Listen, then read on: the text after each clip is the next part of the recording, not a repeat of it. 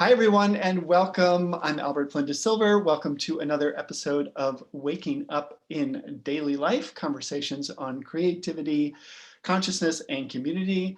I want to thank you so much for listening and watching, and remind you to support the cause simply by commenting, by subscribing to the YouTube channel here. We really appreciate this, and it makes a big difference for us. I am so excited today to welcome Julie Metz to the program. Julie is the best-selling author of Perfection, the memoir, which was, I believe, a New York Times bestseller.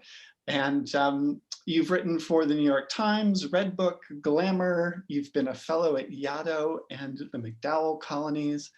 And your latest book is Eva and Eve. And I just want to welcome you, Julie Metz.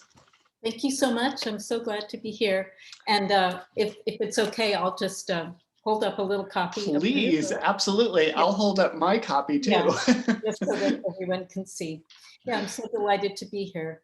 Yeah, well, thank you for doing this. And I want to talk about Eva and Eve, and congratulations, first off, on the book. It's just a beautiful, beautiful book. But I do want to start a little bit kind of at the kind of pragmatic. We have a lot of writers in our community, and this program is called Waking Up in Daily Life. And I'm just curious if for you, is there an aspect of awakening that happens for you in writing, a kind of waking up either emotionally, spiritually, or even intellectually through the process of writing? That's a good question. I would say that I've always been a visual learner. And my career until I became a writer was as a graphic designer and artist. So I tend to engage into the writing process with visual cues. So I keep a lot of things around my desk that sort of help me get into the mindset. The other thing I often do is some engagement with handwriting. So I might just in a journal or just on a piece of scrap paper, I might just write some things, just little thoughts that come to mind.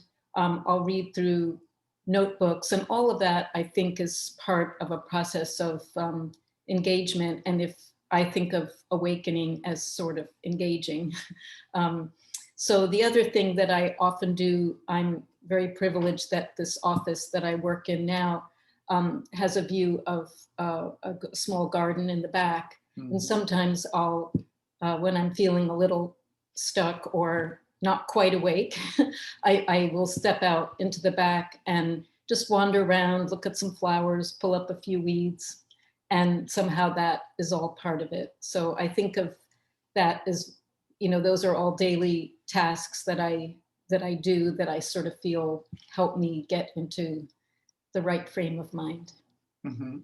That's wonderful and beautiful. And I too actually have a background in the visual arts, an MFA in photography, and have found also that it has helped my writing, thinking just in terms of visual terms.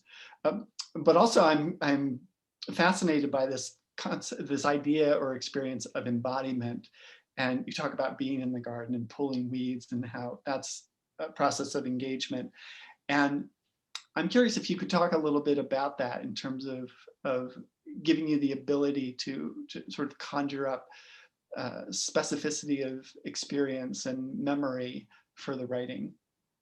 Yeah, I would say that for me, a lot of the process that I try to initiate when I'm sitting down is to sort of calm myself down and push away a lot of the distractions. We all have troubles of various sorts, or just things we're supposed to be doing somewhere else that can sort of enter into your mind while you're trying to work. So I feel like that getting into that good, calm place where you can do some work. And, maybe it's some days it's just noodling over a paragraph. It might not be anything more than that. But I do feel like sometimes I feel like I'm trying to trick myself into that calmer state. But in other ways, I like to do the daily tasks. I think of them as rituals, everything, whether it's clearing the kitchen, tidying up. I'm a person who I can't really settle and work if there's a lot of disorder around me. So Mhm. I remember when you did your event with Danny Shapiro, and she said, there's two kinds of people: the people who need to make their bed before they can work, and people who just can walk away. And I'm definitely in the making the bed camp.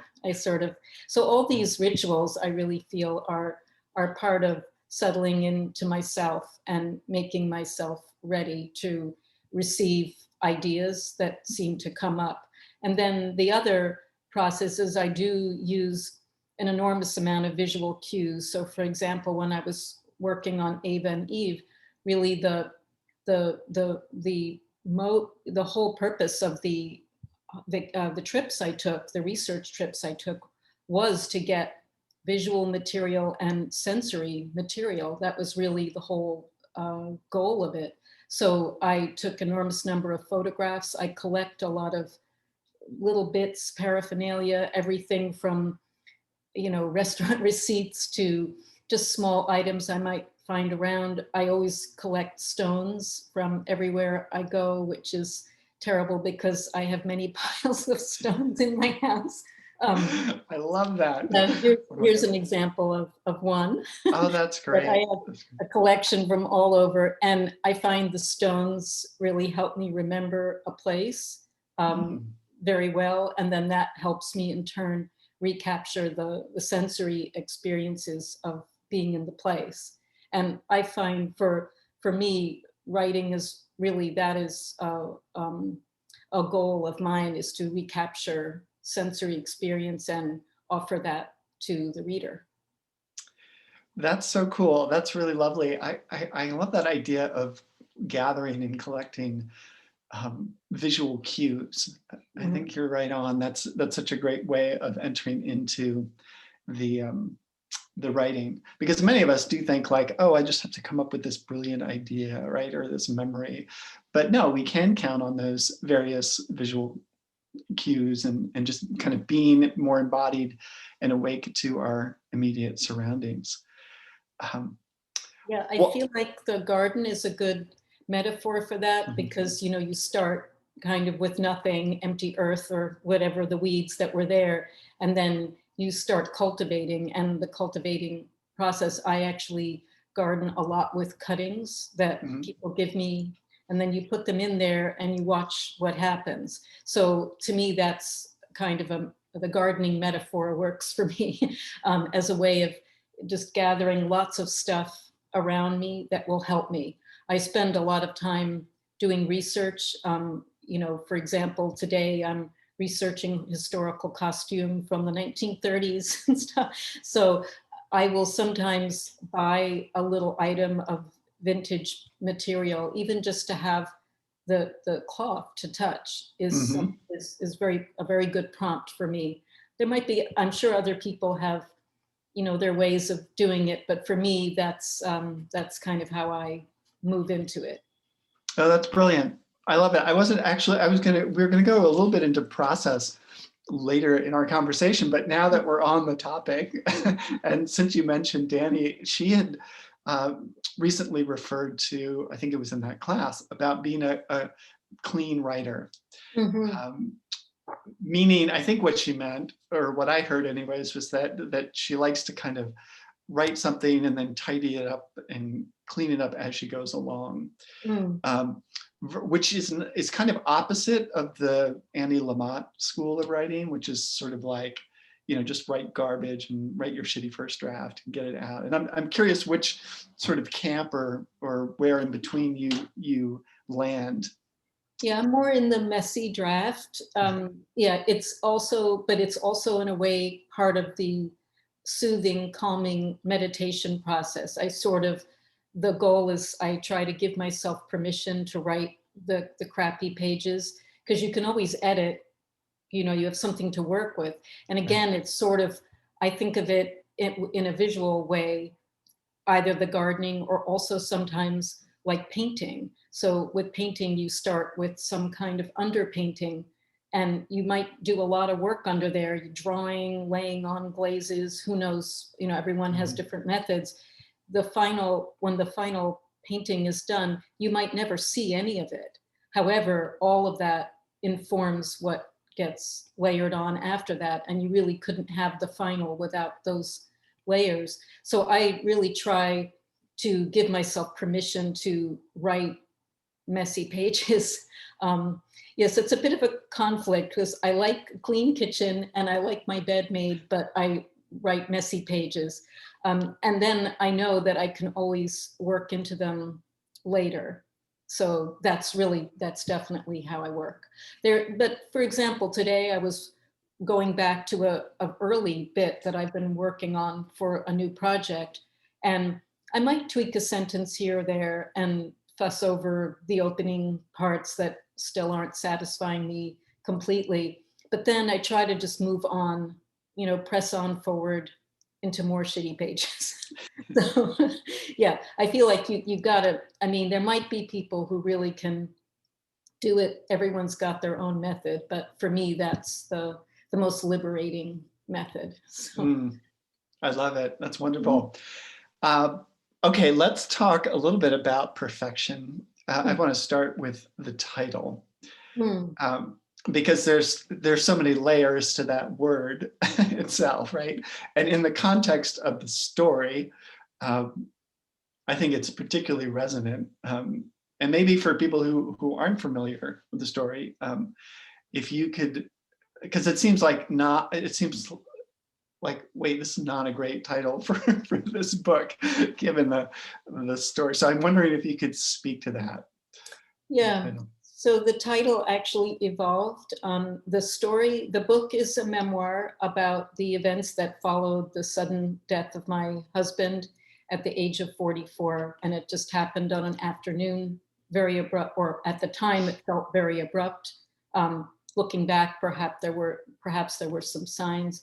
But in any event, to me, it happened just on a Wednesday afternoon. And there was, in the space of an hour, I went from being, a married sort of ex-urban mom to a single mother and widow. And then about 7 months after that, more things came to light, which were that my husband had really been living kind of a secret life. He'd been having a long affair with a woman in my town, and there were others. And so the book is really about trying to figure out, who I was in the aftermath of all this, what my marriage meant, what was truth, what was lies, and then of course chart a new path into the beyond, where I could just sort of start over, but not lose everything from the past. So the title evolved because my husband was a writer, and at the time of his death, he was working on a book that was a food book. It was called The Umami Trail in Search of Perfection. So umami, as some people might know, is, they call it the fifth taste. And it's sort of the taste of ripeness and deliciousness. It's a Japanese word. So my title, Perfection, of course, is ironic, but a nod to that idea that we search for perfection and we don't find it. So that it was sort of a redirection, meant as a redirection. So that's how that title came to be. Well, and I'm also curious, since we've just been talking a little bit about process, and something that comes up all the time in our community and as a teacher, perfectionism, in relationship to writing. And I'm curious if that also has threads for you, just in terms of maybe not just with writing process, but also being the perfect wife, being the perfect mother, being the perfect woman, that kind of a thing. I would say definitely. And a lot of what I tried to do in the memoir was to sort of say, here's a whole bunch of messy stuff. And, through that messiness, I had to accept that some of my ideas of what my life was supposed to be, or was going to be, were all upended. And then it was during that time also that when I started working on the book, I did read Annie Lamott's Bird by Bird, and took that as kind of one of my writing Bibles. And of course, she advocates the shitty pages. So that was all part of it, was sort of, yes, we can give up on all that idea that we're going to do everything perfectly. And, I was a single mother, mistakes were made, you do your best.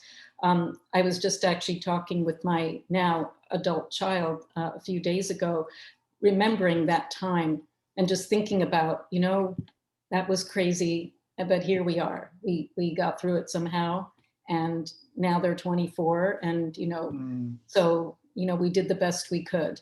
But sort of assessing that, I think we're all crippled by striving for perfection, and it really is a damper to creativity when we try to do everything perfectly. I find absolutely, without exception, the best cover designs I've ever done were all happened by accident.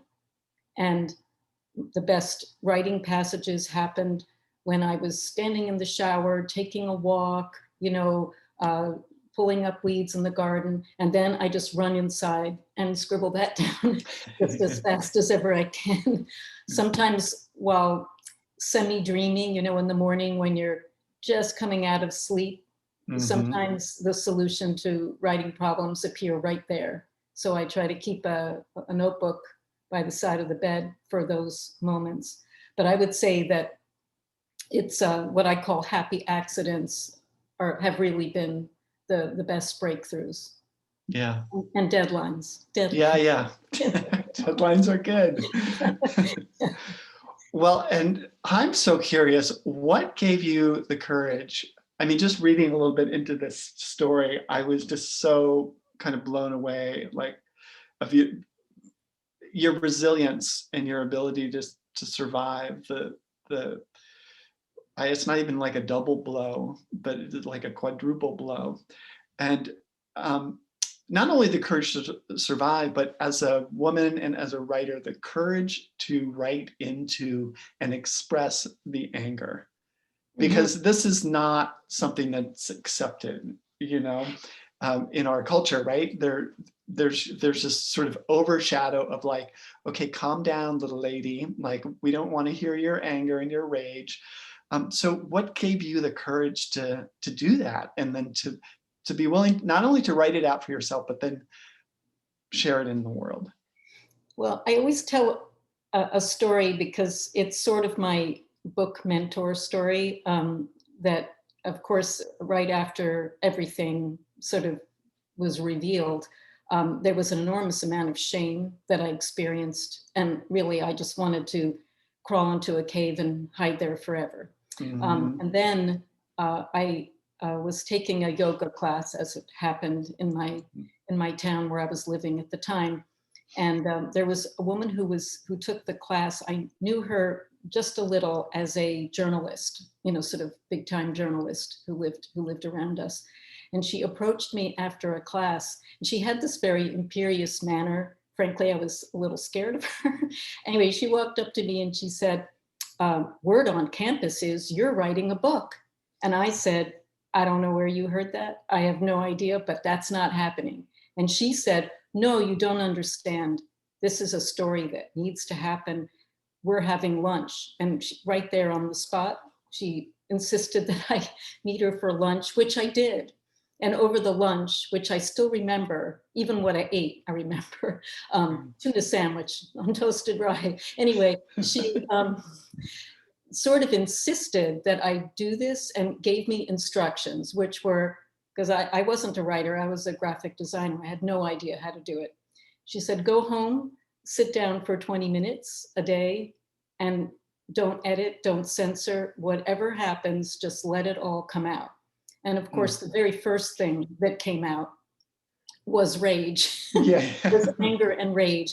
And there's, just to give you an idea of editing, which is a beautiful thing, I wrote what must have been sort of a 20-page rant at one point, and then I typed it in, because I actually wrote that longhand.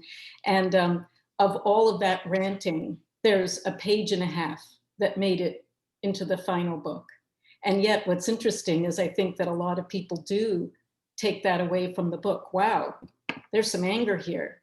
But what I found was that I didn't need 20 pages. I could distill it down to a very short passage and still communicate that. And partly because of what you just said, that we're so used to women not doing that, that even a little bit is really packs a punch.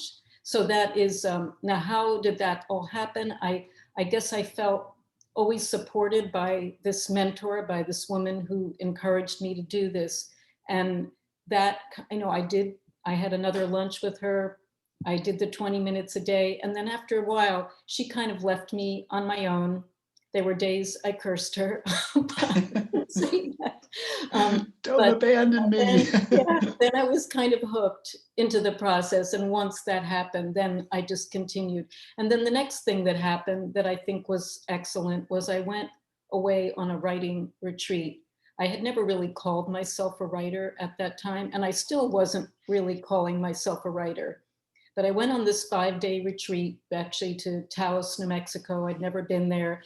Very beautiful kind of spiritual place. And it was a great experience. And when I left there, I thought, okay, I'm a writer now. I can do this. And that is really what sustained me. Publication is a very different experience. Hold on, let's pause there for a second, because I think taking on that identity that's a huge leap for people, right? And here you are, kind of what it sounds like is that you're kind of experimenting with these 20-minute writing flourishes, and then you go off on this retreat and you have sounds like a pretty great experience. Was this a self-guided retreat, or was this, did you take a class, or? It was somebody like you, somebody who has a community, and we're still friends. Who was it? What's his name? His name is Jeffrey Davis. It's called, so he works as a private consultant for writers. He actually helped me with my book proposal, but he also leads these writing retreats. And I'd never been on anything like that before. So it was all very new. We stayed, if you've ever been to Taos, there's many times. Many times. Yeah, it was the only time I've been there. It's the Mabel Dodge Lujan house. Oh. Yeah. Okay, we have a whole nother conversation around that. So that's we were all staying. And as you know from being there, it borders on a Native American reservation. I'm a very small person, so I was able to, the fencing was right there, kind of a barbed wire fencing, but I'm quite petite, so don't tell anybody there. But anyway, I went under the fence and took a very short walk into the reservation land. I had never seen earth like that before. It's sort of rusty red and very velvety. And this march, I recall, was quite chilly because you're quite up high. I remember lying down on the ground in my coat and staring up at the mountains and the sky. And that was sort of when, it happened, where I thought, oh, I'm here, I'm doing this thing, and now this is what I am. Like, I can do this. Yeah. Love that. Oh my God, that gives me chills just hearing you I brought a little of the earth home with me. The way I bring home rocks, there were no rocks. No, this is such a great reminder for all of us to remember that there's really nothing that we have to go grasping for outside of ourselves to take on that identity. To me, it sounds like you just sort of were you surrendered to the earth, and quite literally, just lie down the earth, let the earth kind of speak through you and to you and remind you, you're totally whole, you're beautiful, you are creative, you can do this.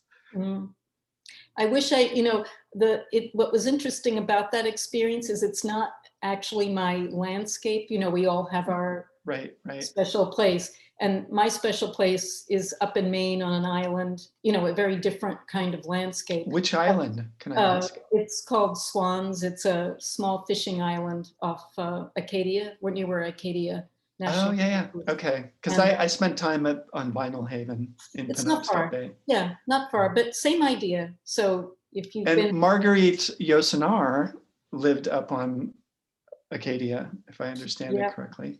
yeah, So there's some good creative writerly juju up there. definitely. And, so for me, it's about the sea and the ocean and the wind and the solitude. But I think that place in Taos, there was something about it that I know I'll never forget. And all of it is centered on lying on the ground and looking up at the mountains and the sky. And that's what I kind of brought home with me. And that's what helped me then, sustained me through many years of, frustration, confusion. It's not Mhm. like the writing suddenly got magic and easy. It, Right. it never Right. does that really, but but I felt kind of a sense of purpose Mm. and some sense that yes, I could do this, that it might work out. Yeah. Oh, Yeah. that's great. I love that. That's so great. Well, and just as a side note, the Mabel Dodge Lewin House, I've been writing about, I don't know if you've read any of her writings, but she Yeah. was a fantastic writer. Mhm. And she was friends with this guy, Jaime D'Angelo, who I'm actually writing a fictional Mm. biography of right now. And so I've just happened to be over the last few months reading a lot about her and her work, and D.H. Lawrence hung out there a lot, Yeah. all these incredible George writers. O'Keeffe, and Yeah. so was the whole kind of cultural mecca was happening at that house. Yeah. Well, yeah, so there's a lot of great energy Mhm. there too, like the creative energy. And so I think that stuff's real, that like you go to a certain place, and if it's imbued with historically, with creative intent and expression, that can, it can seep in, shall we Mhm. say. And I found the other places where that's happened for me has been at residencies. So, Ah, yes. and I really do recommend people, it's hard to get one, but it's a beautiful experience. You are surrounded by other people in other disciplines who are doing their thing and you're doing your thing. And I found actually in many cases, the most kind of creative conversations I had were not with other writers, but with painters, sculptors, musicians. It was a very lots of cross pollination and that was very moving to me.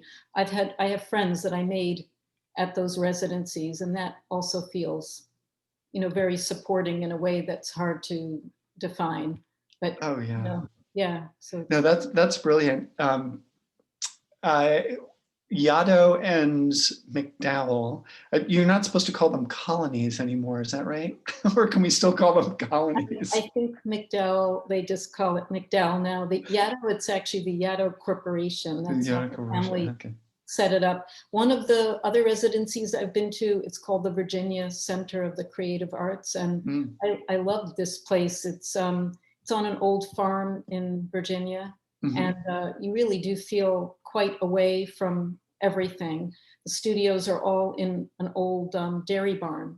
So mm. you're working kind of in it's quite a pastoral place. The only times I've been there have been in the winter. So you wander around in the snow and, but all these experiences, I'm sure you're starting to understand that for me, it's like some kind of immersion in the landscape, and physical spaces really, really help me a lot in Yeah. my work. Yeah. Well, that's so wonderful. Um, okay, so moving along here, we talked a little bit about process. I think maybe we should, I'm looking at the time, maybe we should shift to uh, Eva and Eve, Mm. which I'm pronouncing incorrectly. Can Well, you can you say the yeah, proper pronunciation? yeah, I say Ava just because Ava. it would have been that in German, Yeah, yeah. Ava and Eve. So yes, it's the story of my mother's family and how they escaped from Nazi occupied Vienna in 1940, which was late. Many people had been trying to leave since 1938. And I wanted to, my mother had shared some stories when I was growing up, but they were always a little vague, and they kind of had limits around them. You sort of knew there was a bit of a silence around the stories. So after she died is really when I decided to investigate further. I really wanted to see what I could find all those years later. And the other thing that was happening was that we were starting to see the same kind of language entering into our own politics. So Yes. especially after, in 2015, 2016, you really could start to feel all of that. And one of the things that prevented more Jews from being able to escape were very, very restrictive immigration laws that had passed here in the United States in the 1920s. And the banner under which those anti-immigrant politicians and people, including the Ku Klux Klan, the banner was "America First." That was the actual phrase the slogan that they used. Wow. So as you can imagine, in 2016, when a certain unmentionable person came down an escalator saying, now it's going to be America First, I just felt a chill in the air, because this was very, very much what was going on in the 1920s and 1930s. America First has a long history in this country. It's always been racist. It's always been xenophobic every single time. So part of it was a personal quest to understand my relationship with my mother and the family, but I was also finding more universal messages in how we approach each other and the kind of compassion that we show for people who are in distress. Yeah. No, that's completely brilliant. I was going to ask a little bit about that, but I'm glad you mentioned just the timeliness of the story. Like, I mean, you could have written this memoir at any time in your life history, right? On some level. And yet the timeliness of it is so resonant. And I had a teacher at the Art Institute he was my favorite teacher, Paul Koss. And he used to talk about that in terms of visual art.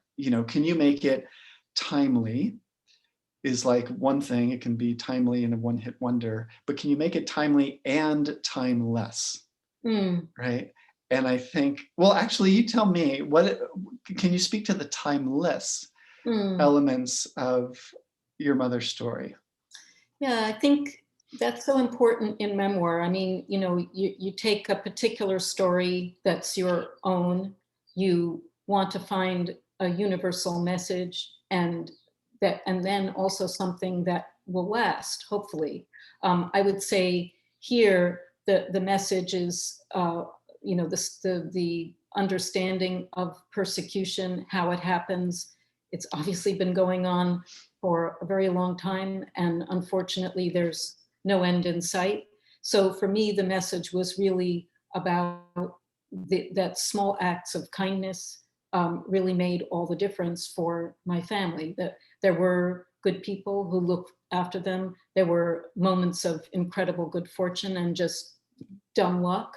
I experienced them as a writer while I was doing my research. Those very same things happened.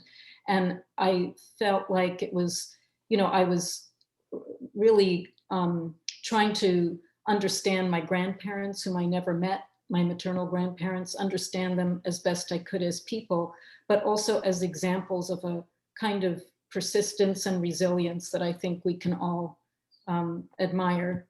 My mother, with whom I had at times a very difficult relationship, I sort of came to understand maybe why, which was that same kind of persistence and resilience.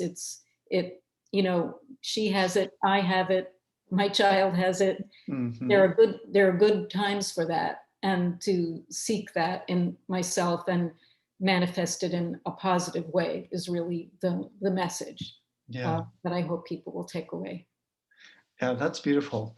I want to kind of dive in here and read something, if I may. And this is a little bit of a logistical thing that one of the many passages that caught my attention and admiration. But I wanted to read this little section here that seems sort of random, but I think it could, I just want to ask you about it and see where Mhm. it takes us. This is from page 43, and you're on this trip to Paris with your mother.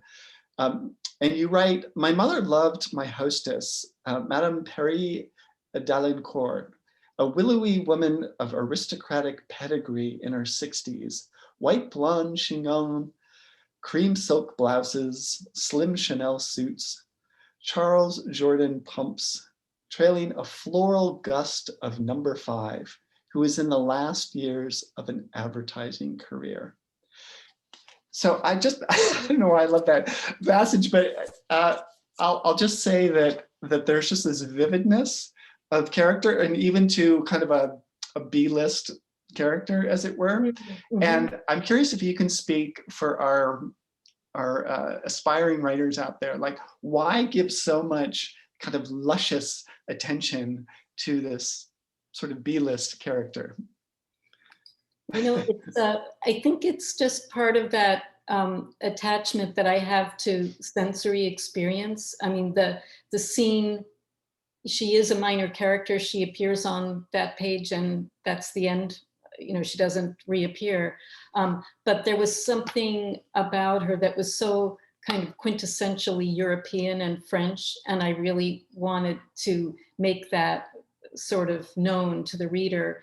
And it was what I remembered about her. I remembered all these things so clearly, and that's why she stayed with me. So I guess I hope as a writer, well, if that's what stayed with me, let me offer that to the reader, and then maybe they will understand, that scene.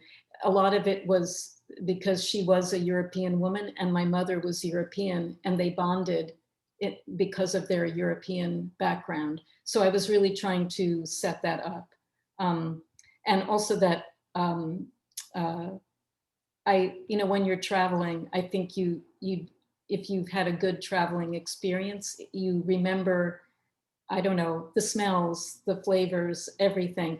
A long time ago, I traveled to Africa for a month to Malawi to visit a friend who was in the Peace Corps. And to this day, sometimes I'll be walking down the street and I get a little whiff of something in the air. And I'm like, oh, that's Malawi. And it's something like the heat of the sun, the smell of the roads, fried food, cooking, things like that, human sweat, and it's all like melded together. So I walk around with a lot of that kind of memory, sense memory. Mm-hmm. So I guess that's why I like to offer that in my writing. But that's not a given, right? I mean, this is the path of the artist, the journey of the artist. And it takes work, it takes attention, right? One has to be open. Because wouldn't you agree that most people in the world are kind of bumbling through the world, lost in their own head, in their own thoughts, and just consumed by fears of the future, regret of the past, what they're going to eat for dinner, etc., blah, blah, blah, blah. But here you are as an artist, awake to the world. You have to be, to talk a little bit about that, about what is that role of the writer, and how you keep track along the way of those resonant details that make a work come alive. Yeah, for me, it's all about noticing, taking the time to notice all those things and write them down. So in fact, when I was doing my last research trip for Ava and Eve, I carried a special notebook with me, just nothing fancy, just a notebook. I had picked it because it was small enough that I could keep it on my person all the time. Yeah. And everywhere I went, every time I sat down, then, I would go do some research or go do the thing or meet a person. And then it was in Trieste or at Vienna, lots of cafes. I would immediately go sit down and write everything up longhand in this notebook immediately, everything, and then slip in all the cafe receipts and take as many photos as I needed. And that notebook was very precious to me because that was it, you know. So I never let go of that notebook. And when I came home, that would never go into the suitcase. That was on in my knapsack with me Mhm. the whole time. And that's really how I was able to recreate all that, was because I had kept that notebook with everything. So, I mean, again, I'm sure everyone has different methods. I know some people might use 3x5 cards or any other, or they might have a mood board on the wall. I did that too. When I got home, I took out all the receipts and the maps and the matchbooks, and I taped it all up onto the wall. So I had in sort of a kind of order, but also I wanted it to be pretty to look at.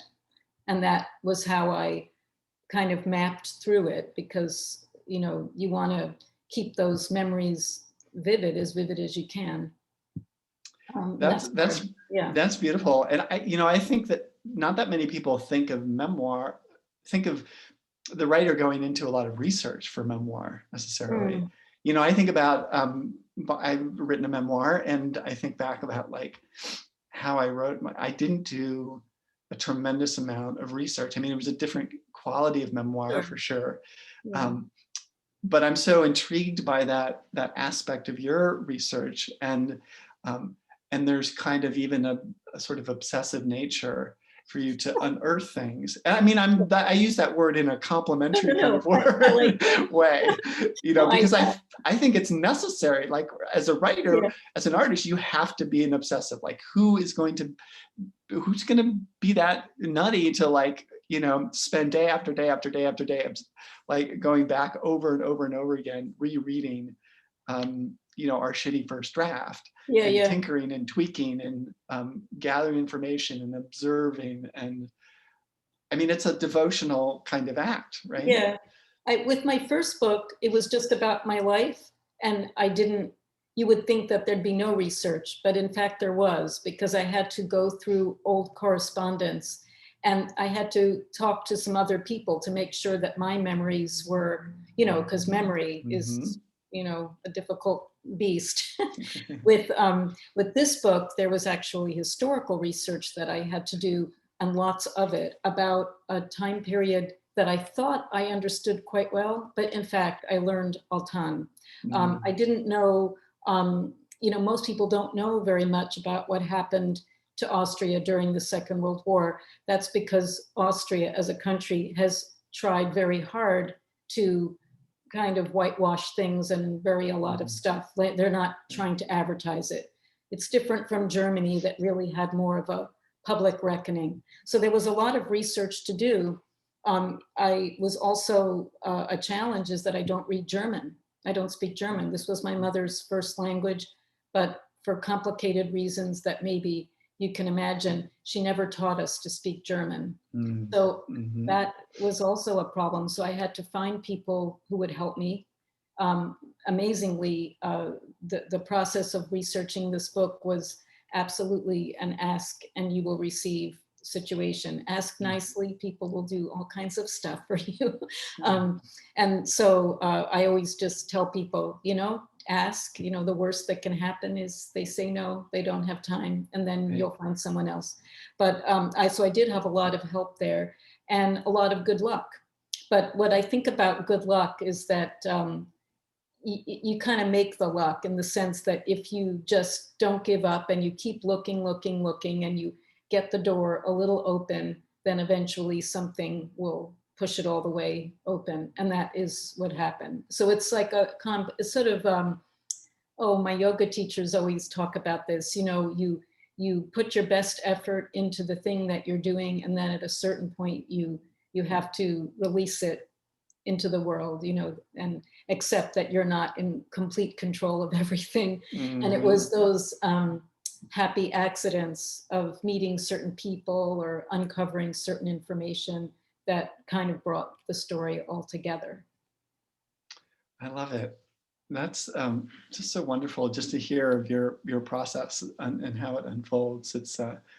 It's quite lovely. I want to talk a little bit about structure Mm, because this is such a conundrum for many writers, particularly with memoir. Like, how do we structure the thing? How do we organize our stories? Particularly if we have a lot of disparate information coming in, like you did with um, Ava and Eve. So just for people who aren't familiar, there's 4 parts to this book. It's weighted with chapters a little bit heavier in the front. And then the 4th part is really just a singular chapter with, I think there's maybe 8 little sections that are mm. kind of broken up between little asterisks. And I'm just wondering if you could speak a little bit to that and how you were able to formulate it so that it made sense. So that was a long process, and and that's all Could I'll say. imagine. Yeah, yeah. And at one point, it did involve the entire printed manuscript on the floor in piles. Uh-huh. It was a messy process, and I would say it was during a residency that I had some where you're really separated from every other distraction, that I did have a kind of final insight that the story was going to be a sort of a shifting back and forth between the historical past and what was happening then, and myself as the narrator, reporting on that and discovering that it would actually be a memoir about that process of finding things. And that seemed necessary because in my case, the process of researching and writing took place over some years. So it Mm. wasn't sort of a neat beginning and ending situation. So, Well, let me ask you, in the midst of that, sorry mm, to interrupt, but oh I'm no, so go for curious. it. I always tell my memoir writers to pick a time frame. Even Mm, if it's loosely uh, threaded, but just because a memoir is not about an entire life, right? It's about right. a portion of a life. And so I'm curious what your time frame was, even if you were going back historically. Was there a time frame for your mother and for the book? For the book, definitely for the book. So it starts really when my mother is dying, and that's the sort of inciting incident, so to Mhm. speak. Yeah, yeah. And then immediately after that, I found a book, a keepsake book in her drawer, and that was really if you were looking at 3-part structure, that's really the beginning of the journey, Mhm. in the book. So it starts from there, and then I had to end it, of course, and I Right. wanted to end it in the present time that I was working, which had to do with the sort of enfolding of our current political dynamic into the story. And the very, very end came to me, actually, when I was on deadline, must get manuscript Mhm. into final shape. And I had a particular conversation with my child that just I said, may I use this as the end of my book? Because this is it. I know this is it. And that was the hard stop. But I did have definitely a time frame. So it starts with my mother's death and ends in the present. I didn't really, there's some flashbacks to further past. And then separate from that is the historical story of my mother's family. But the perspective is always from me, the narrator, in that limited time frame. Mhm. Yeah. And can I add, I'm so curious as to the decision around having that 4th part instead of with one chapter, instead of having kind of like I don't know, an epilogue or a coda chapter, because 3 parts is all nice and tidy, right? But Mm. then, and that kind of refers, as you mentioned, to 3-act structure. And then, but you decided on this 4th part. I did see the 4th part in a way as that it has that function, that it's Mhm. sort of the epilogue, the Okay. family, Yeah. in other words, but it's long. It's sort of the last 20 minutes of a movie, say, or even Right. Yeah, and it's about the movie. 38, Yeah, almost 40 pages. yeah. So it's sort of, that last part of the film or the play or whatever, if you were thinking about another medium.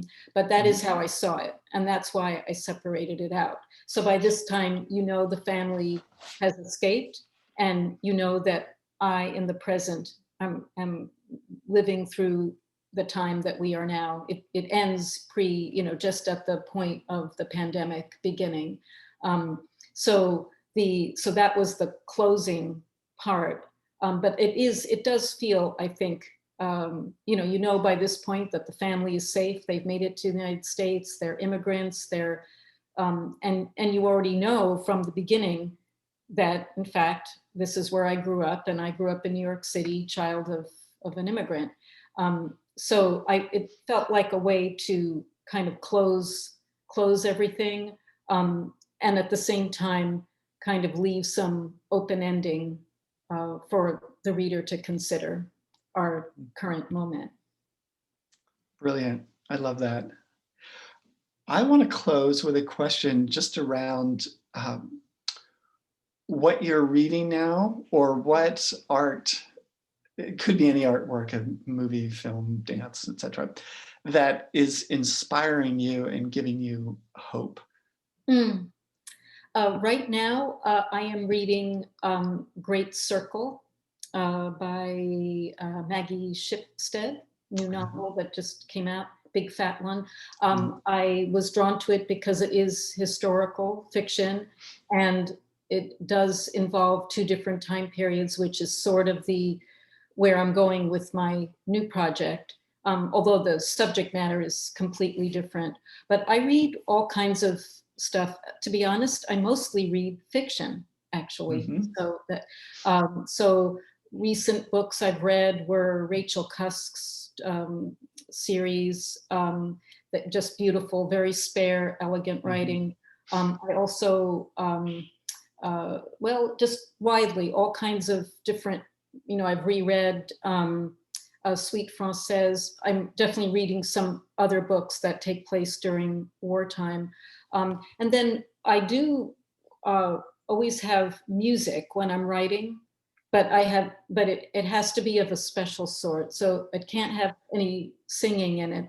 I love singing, but it can't have words. So it's all, and I sometimes try to sort of gauge it maybe to the period, to what I'm writing about. That is, it doesn't have to be like, I find music like Bach is very soothing, the way that it's so rhythmic. I like listening to jazz a lot, sort of kind of 50s cool kind of jazz. Again, the rhythms I find very inspiring. They definitely wake me up, those rhythms. And so you'll play music while you're working, while you're writing? While I'm writing. Yeah. It depends on exactly what I'm doing, but if I'm looking for ideas to come out, I often find that kind of music is very inspiring. Also, I'm a very amateur violinist. I play the fiddle, but it's not not at any level that will ever be anything more than a student. But I love the violin, so I have a special playlist that's all violin and fiddle.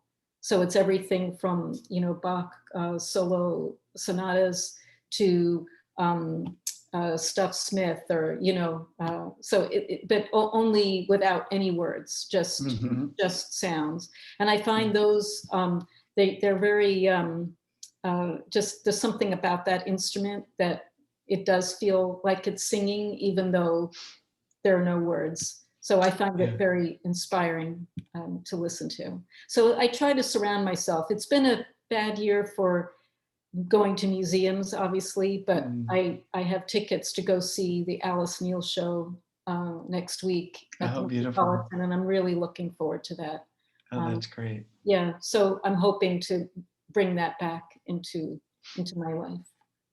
Wonderful. Well, and you did mention briefly your next project, and can you share with us a little bit about what that's about, or Is it still under wraps?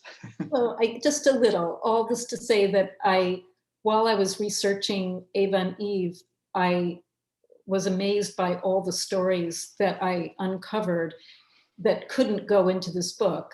And so I thought, oh, let me return a little bit to this time period, and take some of the stories, the other things that I found out that might have happened to other people.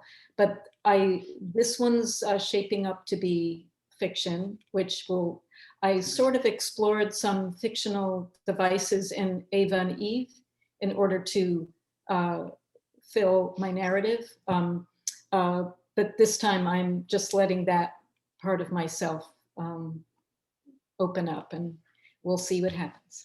That's great. I love it. And so this would be your first attempt at a novel? It would be, yeah.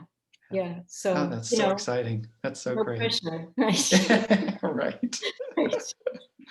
Yeah. Well, Julie, Metz, it has been an absolute joy and a delight. Congratulations on the book. And I want to thank you so much for being here and sharing so openly and generously on process and practice and all the various topics that your books include.